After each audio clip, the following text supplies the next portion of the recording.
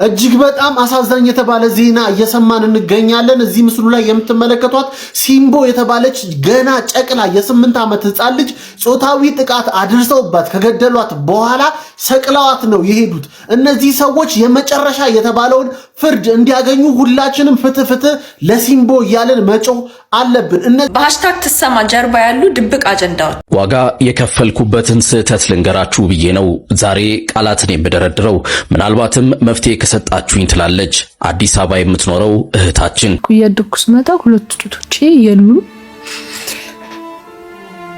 ከዛ ጓደኞቼ ጋር ግን የሆነ ነገር አለ፣ የሆነ ለውጥ አለ። አንቺ እድሜ ያሉ ሴቶች አዎ እንደነሱ ነው እፈልጋለሁ። ታዋቂው የስፖርት ጋዜጠኛ አሉላ ፍሬው በፖሊስ ቁጥጥር ስር መዋሉ ተገለጸ።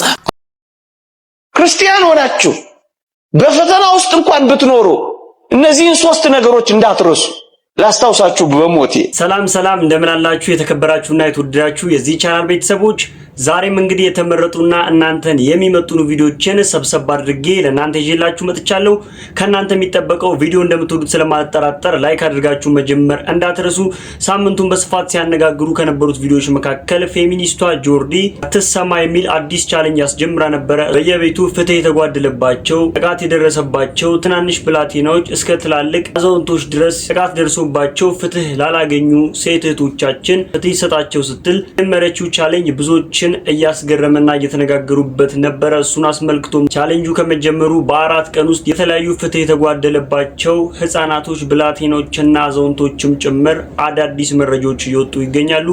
እነዚህንና የመሳሰሉትን ቪዲዮዎች ሰብሰብ አድርጌ አምጥቼላችኋለሁ። ከዚሁ ጉዳይ ጋር ተያይዞ ደግሞ ፌሚኒስት ጆርዲ እንዲያገኙ አይደለም የመጣችው አላማዋ ሌላ ነው ስትል ደግሞ የጆርዲ ላይቭ ላይ አንድ እህታችን ስትናገር የነበረችው ንግግር ደግሞ ብዙዎችን ከፍለው እንዲነጋገሩበትና ሐሳብ አስተያየት እንዲለዋወጡበት ምክንያት ሆኖ ነበር። እነዚህ ቪዲዮዎች አምጥቼላችኋለሁ። እናንተም ደግሞ ቪዲዮቹን ተመለከቱና የሚሰማችሁን ሐሳብ አስተያየት በነጻነት ኮሜንት ላይ ታስቀምጡልኛላችሁ ማለት ነው።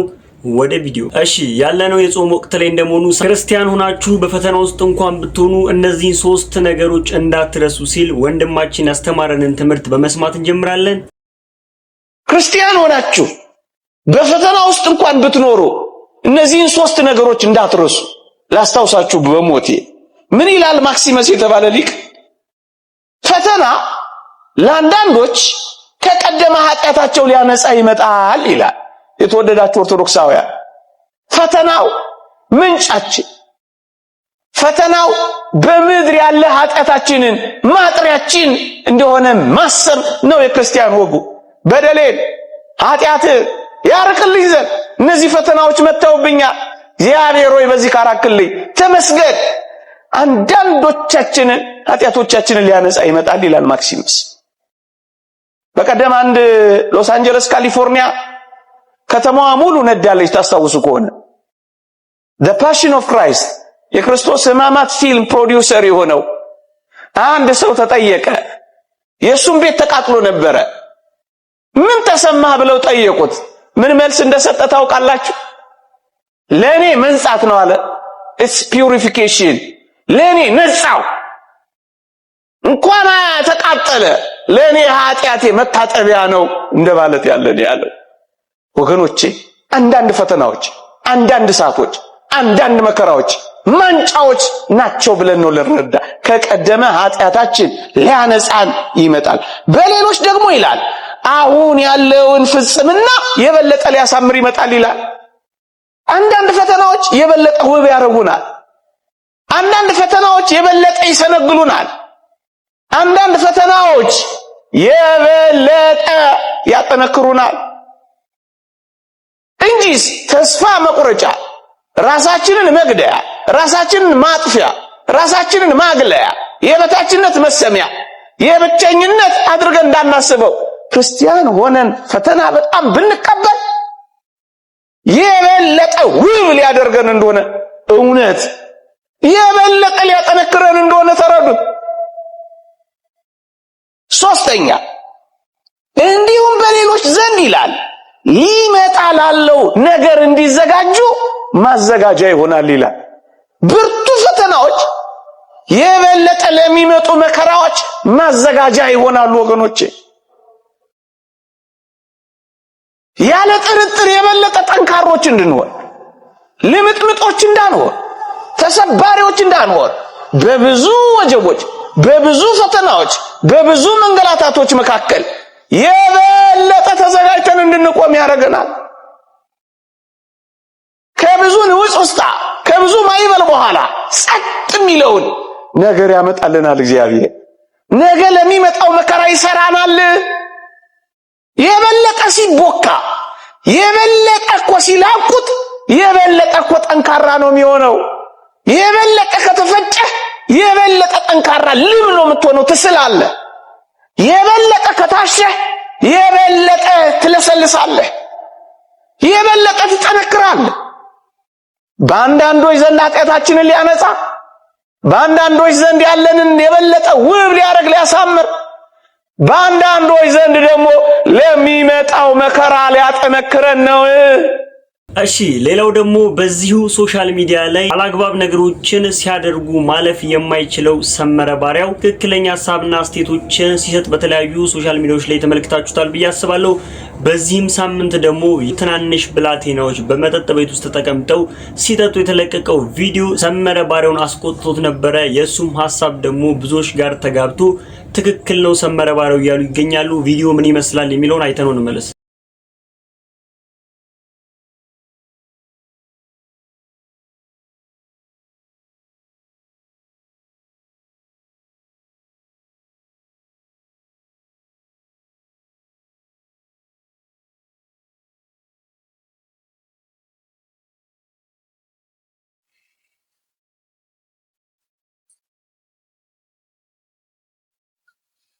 ምን አይነት መረገም እንደሆነ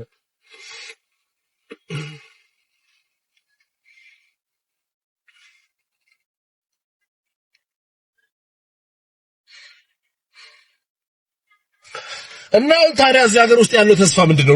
እናንተ ሲመስላችሁ? እኔ መቼም አንዳንድ ጊዜ ሲናገር ኮሜንት ጽፋላችሁ፣ ኔጌቲቭ ነገር አታሳይ፣ በዚህ አርግ፣ አመስግን የሚለኝ ሰውም አለ። ግድ የለም መመስገኑ እንዳለው ነው። መመስጋገኑ አደጉ፣ በለጸጉ፣ ሰለጠኑ የምንሰማው። አሁን እዚህ ማህበረሰብ አለ ትላላችሁ እናንተ። ማህበረሰብ አለ፣ የኢትዮጵያ ማህበረሰብ አለ የምታውቁት፣ ያደግንበት ያሳደገን ጎረቤቶች፣ ሰው ምናምን፣ ፐብሊኩ ሞራል ዲሰንሲ፣ ጨዋነት ምናምን የሚባለው ነገር አለ። አሁን ይሄን አይታችሁ አለ አሁን እኔ በዚህ ደረጃ እናውራ እስቲ። ይሄንን ማውራው ከሁላችሁም ጋር ነው፣ ከእያንዳንዱ ሰው ጋር። እንደዚህ ህፃናት እንደዚህ ገብተው የሚያረጉበት ሀገር ውስጥ ይሄ የፈለገ አይነት ፉቴጁን ሰው ዙም አድርጎ ቀርጾ እዛ ተቀምጦ ተገርሞ ይሁን ለምን ከፈለገ እንደው ታምረ በአይናችን ስንት ነገር እናያለን። ማን እኔ ቆመት ቀዳለህ፣ እኔ ቆመት ቀዳለህ ለነዚህ ልጆች ውጡ አይባልም፣ አይኮረኮምም፣ አይነስቡን አጥፍታ አታባርም። ምንድነው እያፈራን? እቻን ሀገር የሚረከቡ ወጣቱ ትውልድ ሀገር ተረካቢው ምናምን የሚባል ወሬ ሰማን ነው። ዜና፣ ሲምፖዚየም፣ ወርክሾፕ፣ ስልጠና ማን እንደሆነ የሌላ ትውልድ ካለ አላውቅም። ያለውን እየተጫወትንበት ነው። ያለውን የኛ እንዳልሆነ እየተወነ ነው ያለው። እኔ የድሮ ዕቃችንን አሮጌ ዕቃችንን ራሱ ከነሱ በላይ የተሻለ እንሰበስባለን። እነዚህ እንግዲህ ማለት ምንድነው እንዴ? ምንድነው ነው? ሃይ ግማሹ እኮ ግራ የሚገባ ነገር እኮ ነው ለመናገርም ራሱ። ስታዩት አደነግጡም እንዴ? ማለት በአካል ስታዩቸው ቁጭ ብለው አዛው ጠጥተው አይደል? ቀዳ መጥተህ ከስተመር ላይ በቃ መጡልህ። አሁን ሰው ነህ አንተ፣ ልጆች አሉ ቤት። እንደው ይሄን የምታረግ ሰው ሙሉ እንደው ሰው ነህ አንተ። አሁን ለልጆች ዳቦ ይዘህ ትቀበል። እነዚህ ግን ልጆች አይደሉም ያንተ ስላሉ ሊትራሊ በአንተ አባት ስም ስለማይጠሩ ነው ኦብቪየስሊ እንጂ እንደ ፕሪንሲፕሉ ማለት ልጆች ናቸው። ግን እኔ ነኝ ያበድኩት ነው ሌላ ሰው ማለት ይሄን ብቻ እንደ እስከዛሬም ብያችሁ አላውቅም። ግን ችግሩ ነው አለ ማለት ለጤነኛ መስላችኋለሁ። ፊል ፍሪ ኮሜንት ለመጻፍ አንተ ነበር ለሌላ ሰው ኖርማል ነው ይሄ ነገር። በጣም ነው የደረገጥኩት። የማይታ ማመን ሁሉ አልችልም። እንደዚህ አይነት ስልጣኔ ደረሰ። አሁን እዚህ ከተማ ውስጥ ሰለጠንን የሚለውን ቃልና የስልጣኔን ሐሳብ እንደኛ የቀለደበት ሰው የለም በምድራችን ላይ። ህፃናት እንዲህ ሲያረጉ አያገባህም፣ አሸሽ ሲያጨሱ አያገባህም። መንገድ ላይ የማይገባ ቦታ ናይት ክለብ 16 ዓመት ያልሞላት ህፃን ልጅ ናይት ክለብ ሚኒስከርት አርጋ ምናምን አርጋ ስትደንስ እንደማይሆን አይነት ነገር እሷ ምኑን ታውቃለች መቼም በክሊፕ ላይ ያየችውን ዳንስ ለማሳየት ነው። እንደዛ ሲሰራራት ቆሞ የሚመሰጥ የ50 ዓመት ሰው ደግሞ አለ አብሮ አየው ምናምን የሚል እንደው አይን እንደው ልብ ይበል። እዚህ ሌብል ጋር አይመለከታችሁም ጨርሽ። እንደ ማህበረሰብ እንነጋገር እስቲ። መንግስት አይመለከተውም ኖርማሊ አውት ኦፍ ኢንተረስት አውት ኦፍ ዋትኤቨር ዲዩቲ ማህበረሰብ ራሱ መጠበቅ አለበት። ወደኛ እናምጣው ግድ የለም ሌላ አካል ላይ ሪስፖንሲቢሊቲ አንጫ። ይሄ ግን አሁን የደረስንበት ስልጣኔ ነው። ፕራይቬት የራሳችንን ላይፍ ነው የምንኖረው። የራስን ላይፍ ኑር ብላ ገባ። ልጆቹ ተበላሽተዋል። ምን የዘንድሮ ልጅ የምታየው ነው የተበላሸ ትውልድ በዚህ ገብቶ ነው። መፍትሄውንም ሰው ከሆንክና የሚመለከት ከሆነ እዚህ ከተማ ይኖር ልጆች በዚህ ሌቭል ገብተው አዘው ሲጠጡ እያየ ማለት ወፍራም ቆዳ እንዳላችሁ አጣጥ ያሳዝናል። በጣም ነው የሚያሳዝነው። የምር በጣም ነው የሚያሳዝነው። መቼ ነው ክርስቶስ እኮ አልመጣ ለዚህ ሀገር ወይ ቢመጣና የፍጻሜውን ጨዋታ ብንጫወት ይፈጸም በቃ። ሌላው ሃሽታግ ትሰማ ፍትህ ያላገኙ እህቶቻችን ፍትህ ማግኘት አለባቸው ስትል ጆርዲ በዛብህ በራሷ ሶሻል ሚዲያ የለቀቀችው ቪዲዮ ብዙዎች ጋር ደርሶ ብዙዎችም ሐሳቡን ተቀብለውት የተለያዩ ፍትህ ማግኘት ያለባቸው ትናንሽ ብላቴኖች ፍትህ እንዲያገኙ እዚሁ ሶሻል ሚዲያ ላይ እየመጡ እንደሆነ በዚህ ሳምንት ተመልክታችኋል ብዬ አስባለሁ። በመጀመሪያ የጆርዲ በዛብህን ሐሳብና ፍትህ ማግኘት ያለባቸው የተበደሉ ፍትህ ያላገኙ ህጻናቶችንም ጭምር ስም እየጠራች የተናገረችው ንግግር አለ። እሱን ቪዲዮ እንስማና ላይቭ ደግሞ ጆርዲ በዛብህ ቤት ላይ ተቀምጣ የጆርዲ በዛብህን ሐሳብ ስትነቅፍ የነበረች አንዲት እህታችን አለች። የሁለቱንም ቪዲዮ እንሰማለን ማለት ነው። በመጀመሪያ ግን የጆርዲ በዛብህን ቪዲዮ አይተን እንመለስ። በሃሽታግ ትሰማ ጀርባ ያሉ ድብቅ አጀንዳዎች። ኖላዊት በ2 ዓመቷ በጎንደር ታግታ በግፍ የተገደለች። ሆህተ በ5 ዓመቷ በዋግ ህምራ ታግታ በግፍ የተገደለች። ሲምቦ በ8 ዓመቷ በምዕራብ ሸዋ ተደፍራ በግፍ የተገደለች። ኬብሮን በ10 ዓመቷ ታፍና ተወስዳ በግፍ የተገደለች። ሐሴት በ11 ዓመቷ በጋሞ ዞን ታንቃ የመድፈር ጥቃት የተፈጸመባት። ፋጥማ በ11 ዓመቷ በጅጅጋ በደቦ ተደፍራ የተገደለች። በአምላክ በ11 ዓመቷ በእንጀራ አባቷ ተደፍራ ወንጀሉን ለመደበቅ በእናቷና በእንጀራ አባቷ የተገደለች። ንብረት በ12 ዓመቷ በሁለት ወንዶች ተደፍራ ብዙ ደም ፈሷት የተገደለች። ላምሮት በ12 ዓመቷ ተደፍራና ተገላ በመንገድ ላይ ተጥላ የተገኘች። ሜላት በ15 ዓመቷ ከትምህርት ቤቷ ተጠልፋ ተወስዳ በተደጋጋሚ የመድፈር ጥቃት የደረሰባት። ማህሌት በ16 ዓመቷ በትግራይ ከትምህርት ቤት ታግታ በግፍ የተገደለች። ዊንታ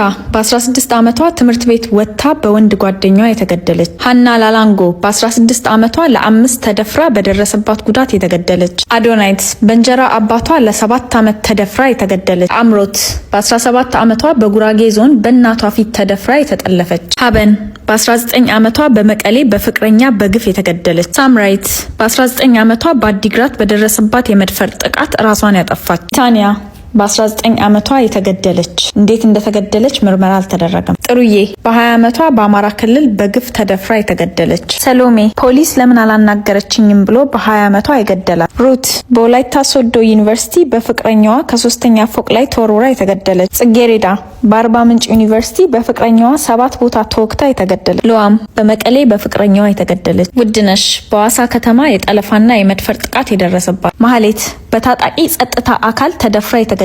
ኑሃሚን በአፍቃሪ በስለት ተወግታ የተገደለች። አለሚቱ በልጇ አባት ባሏ የተገደለች። ሃይማኖት በምትሰራበት ጥቁር አንበሳ ላብራቶሪ በስለት ተወግታ የተገደለች። ቅሳነት በአዲግራት የልጃቸውን ክርስትና ባከበሩ በንጋታው በባሏ የተገደለች። ብርቱካን በወንድ ጓደኛዋ በደረሰባት የአካል ጉዳት የተገደለች። አበቄለሽ ወይም አቢ በአዲስ አበባ በስፖርት አሰሪዋ የተገደለች። ፎዚያ መስማት የተሳናት በ7 ሌቦች ተደፍራ እኩላሊቷ ተሰርቆ የተገደለች። ሊዲያ ከባሏ በተጋቡ በ4ኛው ቀን በባሏ የተገደለች። ትዝታ በተክሊል ባገባ ባሏ በግብጽ ካይሮ የተገደለች። ሳምራይት በአዳማ ማናጀር ሆና በምትሰራበት ሬስቶራንት ተወግታ የተገደለች። አያንቱ በበፊት ባሏና በልጆቿ አባት አሲድ የተደፋባት። መዓዛ የሁለት ልጆች እናት አፍቃሪ ነኝ በሚል ሰው 7 ተወግታ የተገደለች። ሰብለ ከስራ ስመጣ ቶሎ በር ለምን አልከፈትሽም በሚል ሰበብ በፍቅረኛዋ የተገደለች። ፍሬ ህይወት የሁለት ልጆች እናት በቀድሞ ባሏ 18 ቦታ ተተኩሶባት የተገደለች። ትግስት የሁለት ልጆች እናት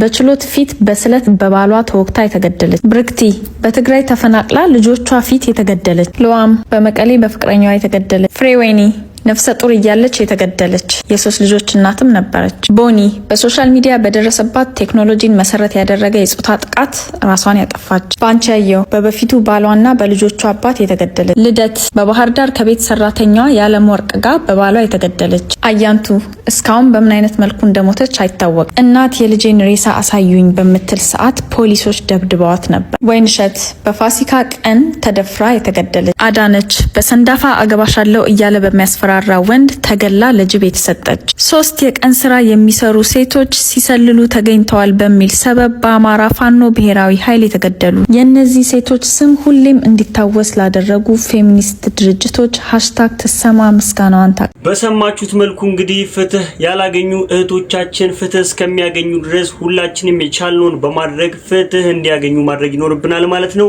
ከዚህ ጉዳይ ጋር ተያይዞ ግን ጆርዲ በዛብህን ስትነቅፍ የነበረችው እህታችን የጆርዲ በዛብህ አላማዋ ፍትህ ማስገኘት አይደለም አላማዋ ሌላ ነው ስትል የተናገረችው ንግግር ደግሞ ጆርዲ በዛብህ የምትላችሁን ሙሉ በሙሉ መስማት የለባችሁም ሲል ህዝቡ በግማሽ ተከፍሎ ሐሳብ አስተያየትን እየተለዋወጡና የሐሳብ ግጭቶችንም በዚሁ ሶሻል ሚዲያ ላይ እያደረጉ ይገኛሉ።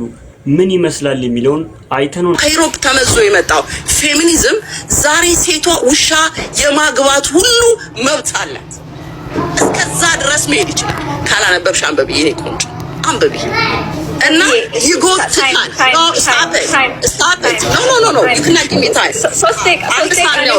በመጀመሪያ ደረጃ ወንድና ሴት ለውድድር መቅረብም የለባቸውም። ሁለቱም የተፈጠሩት አንድ አካል ሆኖ የተፈጠሩ ፍጥረት ናቸው። ውድድር ውስጥ የሚገቡ አይደሉም። ወንድ ብልቱ ሌላ፣ የሴት ብልቷ ሌላ፣ የሱ ጡት ያለው ሌላ፣ የኔ በሁሉ ነገራችን የተለያየን ጉዳዮች ነን። እኔ ለሱ ረዳት፣ እሱ ለኔ ረዳት፣ እኔ ለሱ ልጠቅመው፣ እሱ ለኔ ሊጠቅመኝ ሃርመኒ ሆነን እንድንኖር የተፈጠረን ፍጥረት ነን። ሰው ለምን እግዚአብሔር እንደዚህ ለምን እኔ ማርገ ለምን አስረገዝከኝ ለምን አረግዛለሁ ብለን ይሄን ኩዌስችን ለምን አላደረግንም? ለምን ሴት ጋር ሲመጣ እርግዝና ተፈጥሮ ለምን አልጠየቅነው? ለምንድነው ወንድ የበላይ ነው? የኔ ባል ወንድ ሆኖ የተፈጠረው ፍጥረት ሴቷን ጋርድ እንዲያረግ እንዲጠብቃት ባክቦንቷ እንዲሆን ተፈጥሯል። እሷ ደግሞ ዊዝደሙ እንድትሆን ክራውን እንድትሆነው ተፈጥረናል። እኔ ሳረግዝ አብሮኝ የሚጠብቀኝ ለልጆቼ መከታ ለኔ መከታ የሚሆን ባል ተሰጥቶኛል። ያንን ምንድነው ይሄ መርዝ የሚመስል ግን የሚጣፍጥ ምንድነው ሃኒ የተቀባ ማር የተቀባ ግን መርዝ ባንቀባበል ጥሩ ነው። ትሰማ የሚለው ነገር ሲመጣ ትሰማ እኛ ፕሮብለም የለብንም። ኢን ፐርሰን የሰዎች ፕሮብለም የለብንም። ካልኩት ከክርስቲያን ሴቶች አንዷ ነኝ እኔ እና ተቀበልነውና ስናይ ግን ፕሪች የሚደረገው ግን ፌሚኒዝም ነው። ፌሚኒዝም በምንሄድበት ሁሉ የምንሰማው አንደኛ ሎጎውን ያላደረገ ሰልፊሽ ነው፣ እንዲናችሁ ሃይማኖተኛ ናችሁ። ሃይማኖታችንን መንካት ሙስሊም ልሁን ክርስቲያን ልሁን እኔ ለተመቸኝ ልጆቼን ለተመቻቸው ባሌ ራሴ ነው ላልኩት ክርስቶስ የኔ የቤቴ ራስ ነው ላልኩት በመጀመሪያ ቃሉን እንኳን በአግባብ አታውቁም። የትኛውም የመጽሐፍ ቅዱስ ላይ ወንድ ልጅ የቤት ራስ ነው አይልም፣ የሴት ራስ ነው የሚለው። የወንዱ ራስ ክርስቶስ ነው የሚለው መጽሐፍ ቅዱስ ሲናገር። ለኔ ባሌ የኔ ባል የኔ መኳንንት እንኳን አይደለም ራሴ ነው ማለት አይደለም፣ ገላይን ሰጥቼዋለሁ፣ ላይፌን ሰጥቼዋለሁ እኮ ባሌ ነህ ስለው ስፈርምለት ስጠኛ ዲግኒቲን ሰጥቼዋለሁ። እሱ ማያምም እንዴ? ተደፈረ የምንለው የሰውነት ፓርታችን አይደለም እንዴ? ዲግኒቲያችንን ሰጠነው፣ ለሰጠነው ላከበር ነው። ባሌ ላልኩት ሰው አንቺ የኔ ክራውን ነሽ ማይ ባክቦን የኔ ዊዝደም ሲለኝ ሙትላት የተባለው ባል የልጆቼ አባት የኔ አባት እኔን ያሳደገው ቦልድነስ ሴት የሰራው የትኛው ፌሚኒዝም አልሰራም። እኔ አንድ ሀበሻ ጀግና ሴት በመጀመሪያ ደረጃ ፌሚኒዝም የሚባለውን ስም ለኛ ለብሻ አንፈልገውም አንፈልገውም። to be honest እኔ ከጆርዲ ጋር ችግር የለብኝም ካንቺ ጋር I don't have any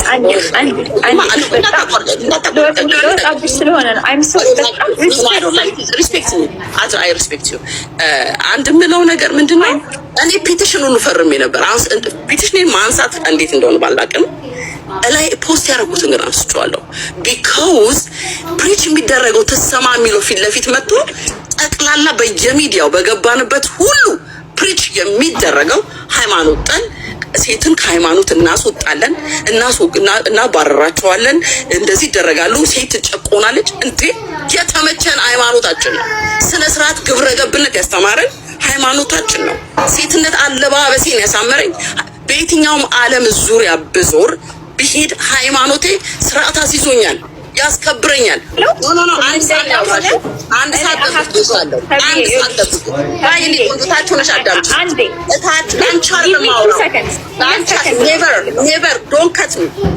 ሞረት ትችያለሽ።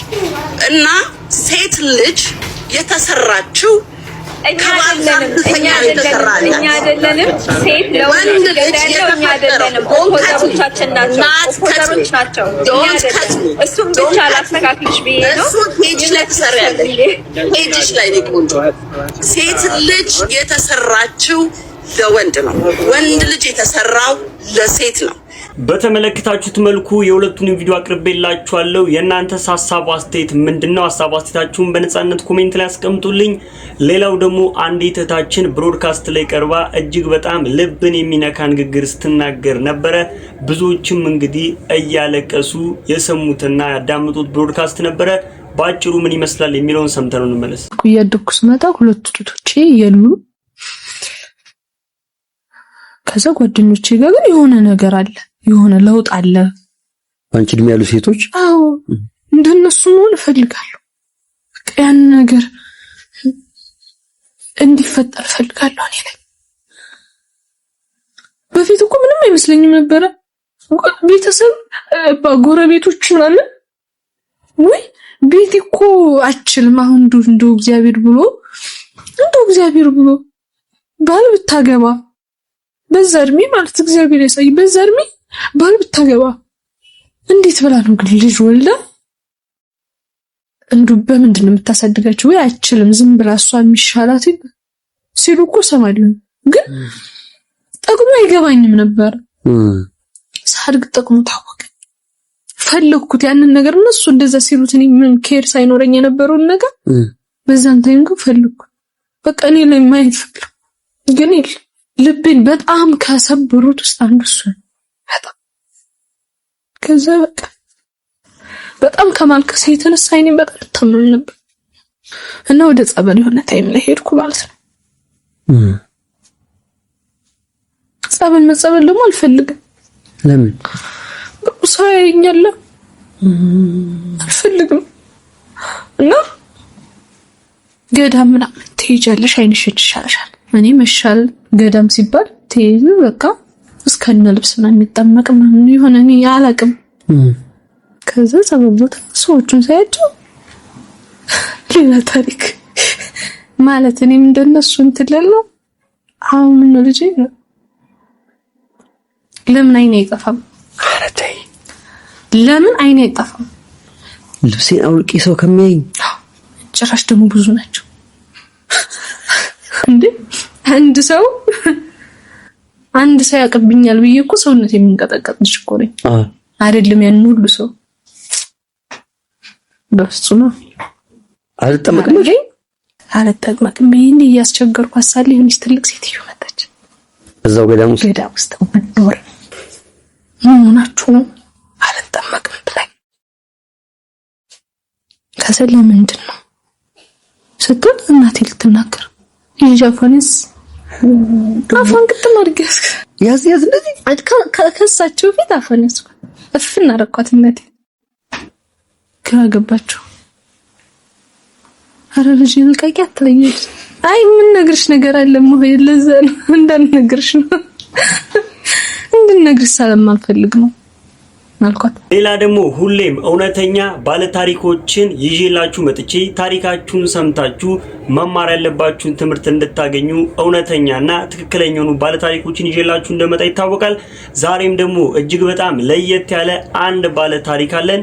እሱን ታሪክ እንስማና በሱ ታሪክ ላይ እንነጋገርበት። ዋጋ የከፈልኩበትን ስህተት ልንገራችሁ ብዬ ነው ዛሬ ቃላትን የምደረድረው። ምናልባትም መፍትሄ ከሰጣችሁኝ ትላለች አዲስ አበባ የምትኖረው እህታችን። የነገሩ ሁሉ መጀመሪያ የልጅነት አለማወቅ በ14 ዓመቴ የጀመረው ጉዞ ነው።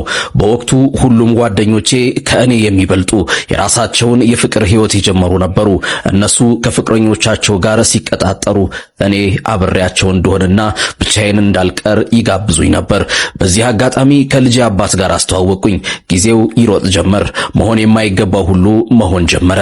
ገና በለጋ ዕድሜ የጀመርኩት ግንኙነት ብዙም ሳይቆይ ከሆነው ሁሉ በማግስቱ የልጄ አባት ከባድ የመኪና አደጋ አጋጠመው። ያኔ የ10ኛ ክፍል ተማሪ ነበርኩ። ትምህርቴን ወደ ጎን ብዬ እርሱን በማስታመም ተጠመድኩ። በዚህ ሁሉ ውጥንቅጥ ውስጥ ሰውነቴ ላይ የማላውቀው ለውጥ፣ ያልተለመደ ስሜት ይሰማኝ ጀምሮ ነበር። ሄጄ ስመረመር የ4 ወር እርጉዝ እንደሆንኩ ተነገረኝ። ደነገጥኩ። ለእርሱም ነገርኩት። በሚገርም ሁኔታ እሱ በጣም ደስ አለው። እንዲያውም አለቀሰ።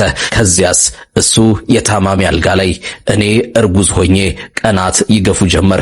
እርግዝናዬ 7 ወር ሲሞላ እሱ ግን ከገባበት ህመም ላይ መለስ ለዘላለም አሸለበ።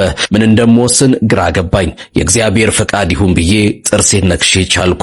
ጊዜው ደርሶም ወንድ ልጅ ተገላገልኩ። በዚህ ከባድ ወቅት የሁለታችንም ቤተሰቦች ከጎኔ ነበሩ። እኔም ኑሮዬን ከእናቴ ቤት አደረግኩ። ለእናቴና ለልጄ ስል በዚያች ለጋ ዕድሜ ያልሰራው ስራ አልነበረም። የቀን ስራ፣ ጽዳት፣ ጥርሴን ነክሼ እግዚአብሔር ረድቶኝ ሁኔታዎች ተመቻችተው ዱባይ ሄድኩ። ግን ምን ያደርጋል የሰው ሀገር ኑሮ፣ የልጅ ናፍቆት፣ የብቸኝነት ስሜት ተደማምሮ በጠና የመንፈስ ጭንቀት ተመታው። 1 ዓመት እንደሞላኝ ሁሉን ትቼ ወደ ሀገሬ ተመለስኩ። አሁንም እጄን አላጠፍኩም። የተለያዩ ስራዎችን መስራት ጀመርኩ። ልጄ ይሄ ይገዛልኝ፣ ይሄን አምጪ ብሎ እንደ ሌሎች ልጆች አስቸግሮኝ አያውቅም። የሱን ዝምታ ሳይ እዚህ ብሰራ ምን ሆንለታለሁ የሚል ሐሳብ መጣብኝ። ለርሱ ጥሩ ህይወት ለመፍጠር አሁንም ለሁለተኛ ጊዜ ስደት ወጣው። በዚህኛው ቆይታዬ 3 ዓመት ከ6 ወር ሰራው። ግን የልጄና የእናቴ ናፍቆት አቅሜን በለጠው። ተመልሼ ሀገር የገባው አሁንም የምኖረው ከእናቴ ቤት ነው። አንድ እህት አለችኝ። እሷም በቤት ኪራይ ተቸግራ እኛ ጋር መኖር ከጀመረች ቆይታለች። ችግሬ ግን ይህ አይደለም። አሁን 30 ዓመቴ ነው። ከወለድኩ ጀምሮ ከእህቴ ጋር ትንሽ ግጭት ሲፈጠር እናቴ ሁልጊዜም ለሷን የምታደላው ብትሳሳት እንኳን መብቷ ነው ትላለች። የእናቴ ስድቦች ግን ከዚህ ሁሉ በላይ ናቸው። ቀን በቀን መኖርን ያስጠሉኛል። ማንም አይፈልግሽም፣ ሸርብ ጋለሞታ፣ ከዚህ ቤት መቼ ነው የምትወጪው የሚሉ ቃላት እንደ ውሃ ትረጨኛለች። ከሁሉም በላይ ልቤን የሚሰብረው ድጋሚም ለማግባት ያሰብሽ አይመስለኝም፣ በየወሩ ደም ጠርጊ ጠርቀም አድርገሽ እንደ እህትሽ በ9 ወር አትወልጂውም ወይ ብላ የምትናገረው ነው። ይህን ሁሉ የምትናገረው ልጄ በሚሰማበት ከፊቱ ሆና ነው። ኑሮው ከጎዳኝ በላይ ይህ በልጄ ፊት የምሰደበው ስድብ ሞቴን አስመኝቶኛል። ቀን ሙሉ ስራውዬ ማታ ቤት ስገባ የነገር ድግስ ነው የሚጠብቀኝ። እውነቱን ለመናገር ዳግም ለማግባት ምንም ሐሳብ የለኝም። ትልቁ ህልሜ ልጄን ጥሩ ደረጃ ባደርሰው ነው። አሁንም አረብ ሀገር ለመሄድ አስቤ ቪዛ እየጠበቅኩ ነው። እሱም አልመጣ ብሎኝ ተስፋ ቆርጫለሁ። በዚህ መሃል ስራ ቦታ እወድሻለሁ የሚለኝ፣ በሁኔታ የሚያዝንልኝ ጥሩ የሚመስል ሰው አለ። ግን ፍርሃቴ ነገ ሳገባው ቢቀየርብኝስ? መልሼ የምሄደው ወዴት ነው? መልሼ ወደዚሁ የእናቴ ቤት፣ ወደ ስድቡ? አንዳንዴ ራሴን ለማጽናናት ለኔ ብላ ከዚህ ቤት እንድወጣ ፈልጋ ይሆን ብዬ አስባለሁ። ተከራይተሽ አትወጪም ብለው ደግሞ ይከለክሉኛል። ጎረቤቶቼ የቤት ኪራይን አስበሽዋል ይሉኛል። እኔ ግን እሷን በማስቸገሬ ልጄንም በማድከሜ ለዛ ይመስለኛል ይህ ሁሉ የሚደርስብኝ። ልቤ ተሰብሯል። የትኛውን መንገድ እንደምመርጥ ግራ ገብቶኛል። ምን ማድረግ ይሻለኛል? ያልመጣውን ቪዛ ተስፋ አድርጌ ልጠብቅ ወይስ ውስጤ ሙሉ በሙሉ ወዶ ባላመነበት ትዳር ውስጥ እግሬን ልክተት ስትል አጥብቃ ትጠይቃለች። እናንተም የተለመደ ምክራችሁን ስጧት። እሺ ቤተሰቦች ታሪኩን እንዴት አገኛችሁት? ለዛሬ ይዤላችሁ የመጡት የተመረጡ ቪዲዮዎች እነዚህን ይመስሉ ነበረ። ሰብስክራይብ ያላደረጋችሁ ሰብስክራይብ ማድረግ እንዳይረሳ። ሐሳብ አስተያየታችሁን ወንድማይ ምክራችሁን ኮሜንት ላይ ማስቀመጣችሁን እንዳትረሱ። ቪዲዮን ላይክ ሳታደርጉ የጀመራችሁም ላይክ ማድረጋችሁ እንዳትረሱ። ቀጣይ በተመረጡና አዳዲስ ቪዲዮዎች እስከምንገናኝ ድረስ ቸር ሰንብቱ። እወዳችኋለሁ።